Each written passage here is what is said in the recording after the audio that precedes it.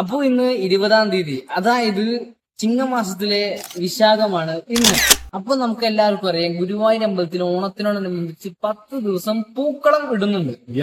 അപ്പൊ പൂക്കളം എന്ന് പറഞ്ഞാൽ നല്ല ഭംഗിയുള്ളത്, നല്ല വലിപ്പമുള്ളതുമാണ്. അത് മാത്രമല്ല 10 ദിവസം 10 രീതിക്കുള്ള പൂക്കളം ഇടുന്നത്, പല തരത്തിലും. അതെ, സാധാ വെറും പൂക്കളം റൗണ്ടിൽ വരച്ചൊരു ഡിസൈൻ അല്ല. ഇവിടെ കാണുന്നത് എന്താന്ന് വെച്ച് കഴിഞ്ഞാൽ കറക്റ്റ് അതിനകത്ത് രൂപമുണ്ട്, അല്ലെ? അതിനകത്ത് രൂപം ഉണ്ടാവും, ഓരോ ദിവസം ഓരോ പ്രത്യേകം അനുസരിച്ച്. അപ്പൊ ഇന്ന് വിശാഖമാണെന്ന്, വിശാഖത്തിനനുസരിച്ച് വിശാഖ പൂക്കളാണെന്ന് ഗുരുവായൂർ ഇട്ടിട്ടുള്ളത്. ഗുരുവായൂരിന്റെ പുതിയൊരു വീഡിയോയിലേക്ക് എല്ലാവർക്കും സ്വാഗതം. അത്തത്തിന്റെ അന്ന് പൂക്കൾ ഇട്ടുണ്ടായിരുന്നു ഗുരുവായൂർ അമ്പലത്തില്. അന്ന് ഞങ്ങളൊരു വ്ലോഗ് പോലും എടുത്തിട്ടുണ്ടായിരുന്നു അത്തത്തിനെ കുറിച്ച്, അന്നത്തെ പൂക്കളത്തെ കുറിച്ച്, അവിടുത്തെ കാര്യത്തെ കുറിച്ചൊക്കെ ഞങ്ങൾ വീഡിയോ ഇട്ടുണ്ടായിരുന്നു. അത് കാണുന്നവർക്ക് അതും കാണാം. അത്തത്തിലെ പൂക്കൾ എന്താണെന്ന് അറിയാൻ വേണ്ടിട്ട് അത് കാണാൻ സുഖമായിട്ട്.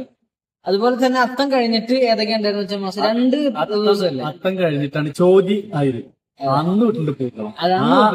അതാണ് നിങ്ങൾ ഈ കാണുന്ന പൂക്കളം. അതെ, അതിന്റെ പിറ്റേ ദിവസം ചിത്തിര വന്നു. അന്നത്തെ പൂക്കളാണ് നിങ്ങൾ ഈ കാണുന്ന പൂക്കളം. അതെ, ഈ കാണുന്ന പൂക്കളം. അപ്പൊ അത് കഴിഞ്ഞിട്ട് ഇന്ന് വിശാഖാണ്.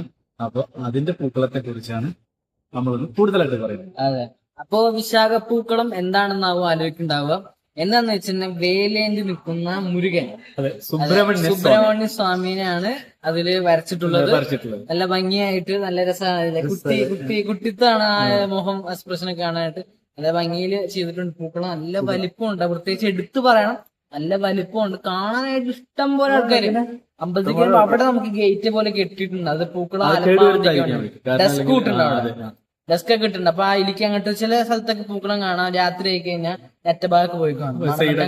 ഇവിടെ പക്ഷെ അങ്ങനെയൊന്നും കാറ്റടിച്ചിട്ടും. അതെ, പ്രത്യേകിച്ച് നമ്മുടെ ഗുരുവായൂർ എന്ന് പറയുമ്പോൾ ഇഷ്ടം പോലെ ആൾക്കാർ, ഇഷ്ടം പോലെ തിരക്ക്, അങ്ങനെ തന്നെ ആൾക്കാരൊക്കെ ഉണ്ട്, കൂടുതൽ ഭക്തജനങ്ങള്. അപ്പൊ അത്യാവശ്യം ആൾക്കാർ വന്നുകൊണ്ട് തന്നെ ആ പൂക്കളവുമായിട്ട് ബന്ധപ്പെട്ട ഒരു പ്രശ്നം ഉണ്ടാവില്ല. കാരണം അതിന്റെ സൈഡിൽ കൂടെ ഒക്കെ അങ്ങനെ. അതെ,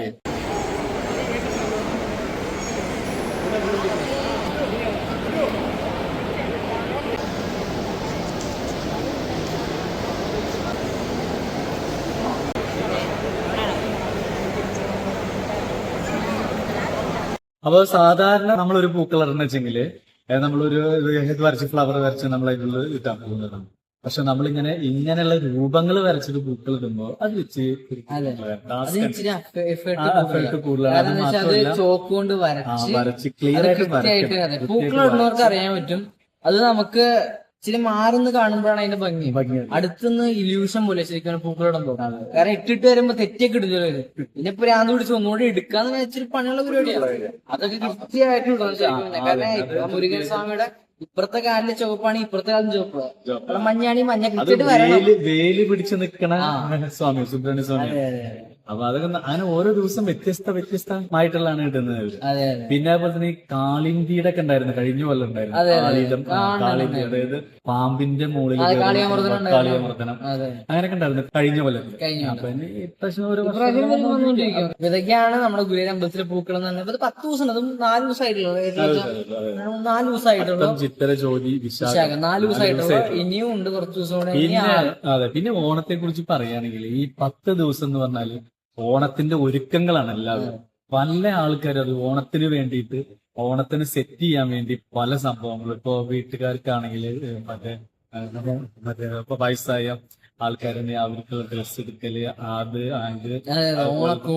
അതുപോലെ തന്നെ വീട്ടിലെ അമ്മമാര്, പ്രായമുള്ള അമ്മമാര് ശർക്കര വരട്ടി, അതുപോലെ തന്നെ നമ്മുടെ ഈ എന്താ പറയുക ചക്ക വറുത്തത്, ഇങ്ങനെയുള്ള സാധനങ്ങളൊക്കെ ഉണ്ടാക്കി വെക്കുക, കായ വറവ്, ഇതൊക്കെ ഉണ്ടാക്കി വെക്കുക. അതുപോലെ തന്നെ അങ്ങനെയുള്ള ഉണ്ണിയപ്പം, ഇങ്ങനെയുള്ള സാധനങ്ങളൊക്കെ കാരണം സെറ്റ് ചെയ്ത് വെക്കും ഇപ്പൊ എല്ലാ വീടും. കാരണം എന്താ വെച്ചിട്ടുണ്ടെങ്കിൽ ഈ ഓണം എന്ന് പറയുമ്പോൾ എല്ലാവർക്കും വെക്കേഷനാണ്. ഇപ്പൊ വിദേശത്തുള്ള ആൾക്കാര്, കൊച്ചുമക്കള്, പേരക്കുട്ടികൾ, ഇവരൊക്കെ വരുന്ന ഒരു ഉത്സവമാണ് ഓണം. അപ്പൊ അവര് വരുമ്പോ അവർക്ക് തനതായിട്ടുള്ള ഓരോ ഐറ്റംസുകൾ ഉണ്ടാക്കി വീട്ടിൽ സ്റ്റോക്ക് ചെയ്യും.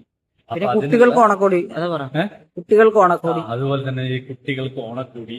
പിന്നെ അതുപോലെ തന്നെ നമ്മുടെ പാലക്കാട് എന്ന് പറഞ്ഞാൽ ഈ ഓണത്തിന്റെ അന്ന് എന്താ തൃക്കാക്കരപ്പനെ വെക്കും മണ്ണുകൊണ്ട്. അങ്ങനെയൊക്കെയുള്ള സംഭവങ്ങളൊക്കെ ഓണത്തിന് തൃക്കാക്കര അപ്പനെ വെച്ചിട്ടൊരു പൂജ ചെയ്യുന്ന പരിപാടി ഉണ്ട്. അത് ഓണത്തിന് പല സ്ഥലങ്ങളിലും അങ്ങനെ ഉണ്ട്. അപ്പോ അതുപോലെ തന്നെ അങ്ങനെയുള്ള ഒരുക്കങ്ങളും കാര്യങ്ങളൊക്കെയാണ് ഈ 10 ദിവസം എന്ന് പറഞ്ഞാൽ ഓട്ടാണ്. ഈ ഓണം വരുമ്പോ ബാക്കിയുള്ള എല്ലാം സെറ്റാക്കി വിദേശത്ത് നിന്ന് വരാനുള്ളവർ വന്ന് ആഘോഷിക്കാൻ വേണ്ടിയിട്ടുള്ള തിരക്കായിരിക്കും ഈ 10 ദിവസം. അപ്പൊ അതിന്റെ ഇടയിൽ ഈ ഓണത്തിനെ വരവേൽക്കുന്നത് കൊണ്ടാണ് നമ്മൾ എല്ലാ ദിവസവും മറ്റേ വ്യത്യസ്തമായ പൂക്കളം വീടുകളിലിടും. അത് വീട്ടിൽ നിന്ന് പറിച്ച പൂക്കൾ ഇടുന്നവരുണ്ട്, പൈസ കൊടുത്ത് മേടിച്ചിടുന്നവരുണ്ട്, പല രീതിയിലാണ്. അതുപോലെ തന്നെ ഞങ്ങള് വടക്കുന്നാഥിൽ പോയിട്ട് അവിടുത്തെ അത്തത്തിന് ഉണ്ടായ അത്തപ്പൂക്കൾ അവിടെ ഇട്ടിട്ടുണ്ട്. അത് ഭയങ്കര വലിയ പൂക്കളാണ് ശരിക്കും പറഞ്ഞത്.